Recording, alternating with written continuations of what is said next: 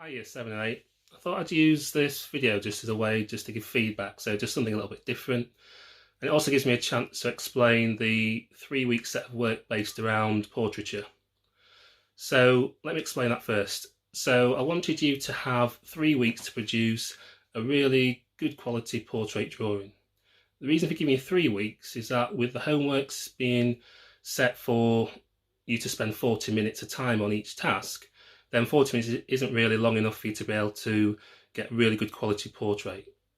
So the 3 weeks just gives you enough time to do that and also reflect and get feedback from myself and Miss Renwick. So last week I wanted you to look at just laying out the proportions of the face. That's all you needed to do. So you just needed to draw the shape of the face. So thinking about one of the images that were provided, or it could have been a self-portrait. When you've put down the shape of the face, or the head shape, I then want you to look at where the proportions of the face are divided and split up. So for example, you need to think about the line that is used across the face to divide or show where the eye would sit.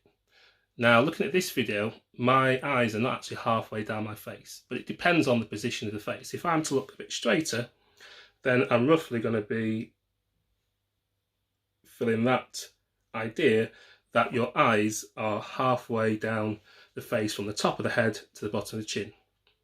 I also want you to draw out a line to show where the nose is, the mouth, where that would go. Remember, the mouth isn't too far down close to the chin. Your mouth is close to your nose than it is to your chin. And then I wanted you to look at the position of the ears. So thinking about the quiz that you guys have done, we know now that the top of the ears are roughly in line with the eyebrow or the top of the eyelids, and the bottom of the ear comes in line with your nose.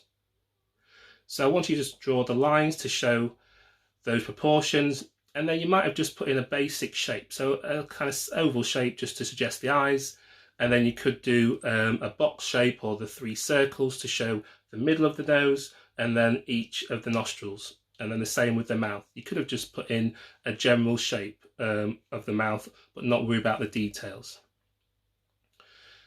With that set of work, I thought there was some really good examples of that coming in. So Elliot was in year 8 who had completed the task early on Monday, and I put her work up as an example just because I thought it was a really good example for you to follow, and I know some of you found that really useful. Some of you had done more than I asked, which is fantastic, so I will explain to you in the next video what I want you to do if that was you. But what I want to do first is to give you a little bit of feedback in terms of what I've seen, what could be improved. So you guys are now becoming really accustomed and familiar with actually how you need to lay out the proportions of the face. And what you're getting more accurate than you were at the start is the distance between the eyes and the nose and the mouth. Some of the very first portraits that you did, there was a big gap between the nose and the mouth. I've not really seen that much in the homework that came in or the work that came in last week. So that's fantastic. It shows that you're learning the basics and laying out the proportions of the face. One thing I do notice though is that there is often one thing that is a little bit out of proportion or is slightly inaccurate. So it might be just the position of the eyes. So if you've put your eyes up here, but then everything else is in proportion, everything else is going to be lifted higher, and then you're going to give yourself a big chin. So when you're laying out the proportions of the face, just remember just to check and check again, and use the guidelines that I've been given, some of the videos that I've put up, use those just to help you along the way. Apologies though if you did find that there was a bit too much information given to you last week, because I did want to give you as many different resources just to refer to if you really needed it. I know some of you said you struggled a little bit by not having a step-by-step guide to take you through. In some ways, I would have liked to have done that. I did have a few technical issues in trying to kind of provide that for you. But also I wanted you to learn from the previous set of work that you've done to show that you can produce a portrait without having to follow what someone else has done. So the video after I've stopped talking is just a recap of last week's homework or last week's set of work. What I'd like you to do is have a look through that and just see if that is helpful for you to kind of make any changes to the work you've already done. If you haven't done the work and you are still in a position to be able to do that, then you could use that video just to help you get started.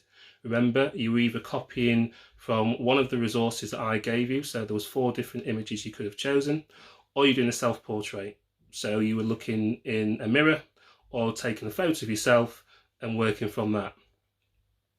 The next video that is up is for this week's set of work. And for this week's set of work is for you to draw the features more accurately. So I'll explain that in a little more detail in the next video. And I've also been able to do a demonstration which you can look at that will hopefully give you some help and some little tips along the way. Thank you.